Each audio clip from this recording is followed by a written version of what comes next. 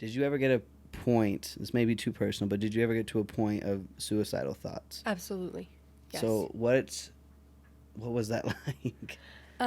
So I had always kind of struggled a little bit with some depression, but I tend to, when I start to feel that depression come on, kind of find an escape. As a child, it was going out to play. I didn't necessarily understand what it was at the time, but my depression was awful at that point. Just I found myself not wanting to get out of bed in the mornings, and at night I didn't sleep. It was all consuming. It was every day, you're not good enough. This probably happened to you because you're not the best person that you could be. Or this happened because you are selfish. And then that would spiral to, you're such a selfish person. How could you let this happen to you? Like, this is your fault. And your parents are going through all this stress because of you, and think of the medical bills. And I started to just really lay the blame on myself, and less self pity and more anger. Like, I just was Right. angry with myself and angry with the situation. And because of that, I remember thinking so many times, like, it would have just been better if I had died in that hospital. Like, I would be better off if I didn't, like, all these people have to take care of me now. And if that weren't the problem, like, people wouldn't be so stressed. And so maybe, like, life would be better if I wasn't here. And that was a scary thought because um, I definitely didn't want to live at that point.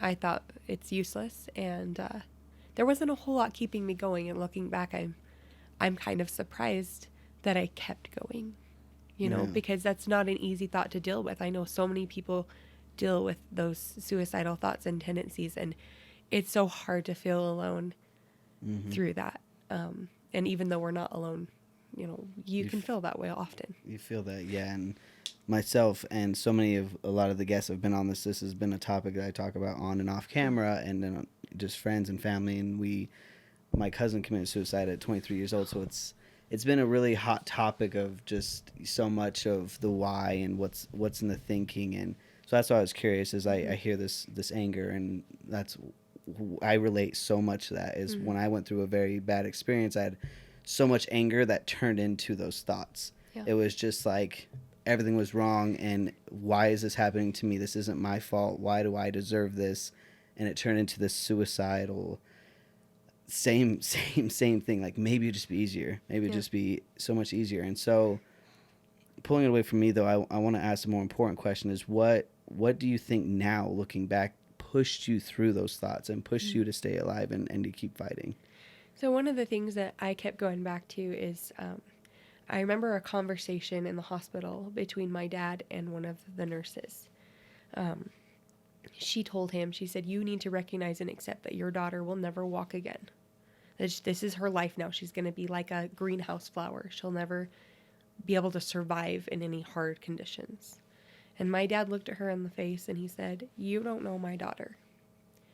And just having that belief from my parents, from my mom and dad, from my siblings, just like you mentioned with your grandma, your grandpa was very much like, "Nope, she's going to be fine. Like, we're going to Mm-hmm. get through this." I'm sure you had no doubts that she was going to pull through, Mm-hmm. even though it was scary. And I think it was having my family and friends believe in me, to know that they believed that I could get through it even when I didn't. I was like, "I can't do this. Like, I am done with this. I don't want to live anymore." And they're all sitting here going, "She's going to be fine. She's going to get out of this chair. She's going to live a beautiful life." And just looking at them going, they believe in me. I can believe in myself. I had lots of pep talks with my dad, and my dad would tell me, "You need to just keep trying. I know it hurts. I know it's hard. I know every time you try to stand up, like, you want to fall down. You want to sit back down in your chair. I know that you're crying yourself to sleep, but you're going to be okay. You just got to push through it, push through the pain." That's so great. And just, I think people don't realize how much their friends and family believe in them. Right. I think that's a huge portion is the strength. Like, when it says like help somebody, or when you need help, ask, like, all of Mm-hmm. those things, that suicide hotlines and the suicide movement and the things behind it of trying to prevent all that. Like, that's a lot of what they say is like, you really don't know how Mm-hmm. strong yourself is, let alone how much faith and strength your family has for you. Yeah. Although that whole time when I was going through it, I felt a very similar thing, that I was alone. And it was just like, it took, it was like, even though my mom said it 15 times that you're going to be okay, you're going to be strong. You never ever hit for some reason. There's always that wall. But because she kept pushing, it was like that last 16th time, like, you are going to get through this. That was when it finally like broke through, and I was like, maybe I can. You know what? Maybe I can, you know? And it finally was the reverse of, from that moment and that time period of meeting good people like Landon and the play and the friends, and seeing just, it was like all the good things were happening at the right time. Mm-hmm. Like literally at the right time. I can't stress that enough. Life was starting to look up just a little bit. It was just like one thing after another, and it was just like that little ounce of family and friends that were just like, you can do this. We're here for you. We love you.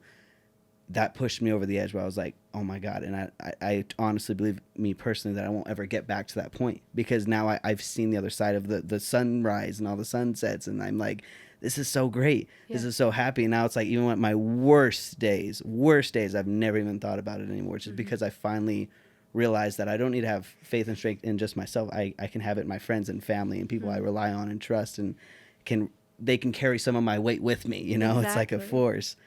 So that's awesome. That is awesome. And hell yeah, your dad was fighting for you like that. That's just one of the best things. It's like, it's one thing to like, you see people talking to you, but for that, to see them fighting for you outside of your, like, your bubble, you know, like maybe you weren't even supposed to witness that, but for him to be out there and just like fighting for you was just like, that's such a strength moment. It says a lot to him as a character. Like, you just don't know. And that's the attitude, I believe, whatever the odds are, the greatest or the lowest, that you need to have, is because you're right, anything can happen, obviously, that the greatest can pull through. And since your dad did that and fought that strength, look what happened. You know what I'm saying? So absolutely.